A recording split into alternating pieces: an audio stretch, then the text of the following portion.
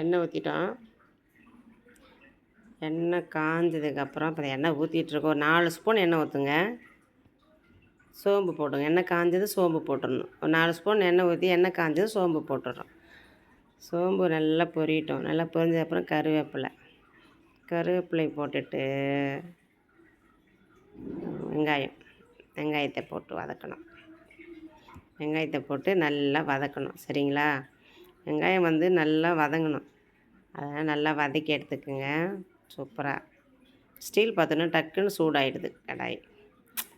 தக்காளி போட்டுருங்க. வெங்காயத்தை நல்லா வதக்கணும். தக்காளி போட்டுருங்க. தக்காளி போட்டு நல்லா வதக்குங்க. சின்ன வெங்காயம் தான் நல்லாயிருக்கும். நம்மகிட்ட பெரிய வெங்காயம் தான் வாங்கிட்டு வந்திருந்தாங்க. அதனால் அதையும் போட்டேன். வெங்காயத்தை போட்டு நல்லா வதக்கிக்கோங்க. வெங்காயம் நல்லா வதங்கணும். வெங்காயமும் தக்காளியும் நல்லா வதங்கணும். வெங்காயத்தை நல்லா வதக்கிட்டு கொஞ்சம் லைட்டாக மூடி வைங்க. ஸ்டவ் ஸ்லோ பண்ணி வச்சுக்கோங்க. ஃபாஸ்ட்டாக வச்சிடாதீங்க. நான் பலாக்கொட்டையை க்ளீன் பண்ணி வேக வச்சு 2ஆக கட் பண்ணி வச்சுருக்கேன். முதல்ல ஃபஸ்ட்டு நல்லா தோலெலாம் க்ளீன் பண்ணிட்டேன். சிவப்பு கலர் தோல் எல்லாமே க்ளீன் பண்ணி வேக வச்சு 2ஆக கட் பண்ணி வச்சுருக்கேன் அந்த பலாக்கொட்டையை. இப்போ அந்த முருங்கைக்காய் ஏற்கனவே போட வீடியோஸ் எடுக்க மறந்துட்டேன். முருங்கைக்காய் போட்டு ஒரு 2 கிளறி தான் வச்சுருக்கேன். இப்போ நான் பார்த்தீங்களா அதை காட்டுறேன் பாருங்கள். முருங்கைக்காய் போட்டேன் அப்படிங்கிறது. ஏன்னா வீடியோ வந்து மிஸ் ஆகிடுச்சு போடும்போது. அதனால தான் எடுத்து காட்டுறேன். அதை நல்லா வதக்கிடணும். வெங்காயம், தக்காளி, முருங்கைக்காய் எல்லாம் போட்டு நல்லா வதக்கிடணும். வதக்கினதுக்கப்புறம் அந்த பலாக்கொட்டை இருக்குது பாருங்கள். அந்த பலாக்கொட்டையை வந்து நம்ம அதில் போடணும். அந்த காயோடு சேர்த்து இதையும் போட்டுடணும். இதையும் போட்டு நல்லா ஒரு கிளறிக்கணும்.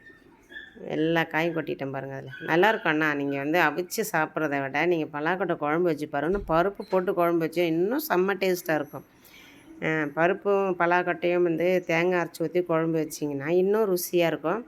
எனக்கு இது மறுபடியும் பலாக்கொட்டை கிடச்சுன்னா கண்டிப்பாக நான் செஞ்சு காட்டுறேன். இப்போ வந்து மஞ்சத்தூள் போட்டிருக்கேன்.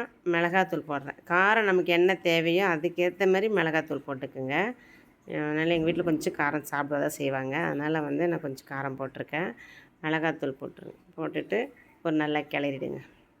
மிளகாத்தூள்லாம் போடும்போது கொஞ்சம் ஸ்டவ் வந்து கொஞ்சம் மீடியம் இதில் வச்சுக்கோங்க. ஃபாஸ்ட்டாக வைக்காதீங்க. அதுவும் நான் ஸ்டீல் பாத்திரம் வச்சதுனால் டக்குன்னு சூடேறும். எந்த பாத்திரம் வச்சாலும் கொஞ்சம் இந்த மிளகாய் பொடியெலாம் போடும்போது கொஞ்சம் ஸ்டவ் ஸ்லோ பண்ணி வச்சுக்கோங்க. போட்டு நல்லா கிளறிட்டு தண்ணி ஊற்றி வச்சுருக்கேன். அதுக்கு புளி ஊற்றக்கூடாது. அதனால் நான் தண்ணி ஊற்றிருக்கேன்.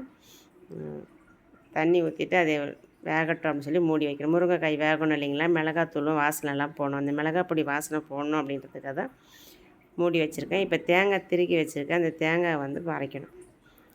நல்லா குழம்பு கொதிச்சு தேங்காய் அரைச்சி எடுத்துகிட்டு வந்துட்டேன். வெறும் தேங்காய் தான் அரைச்சிருக்கேன். அந்த தேங்காய் வந்து நம்ம இந்த குழம்புல வச்சிடும். முருங்கைக்காயெலாம் வெந்துடுச்சு.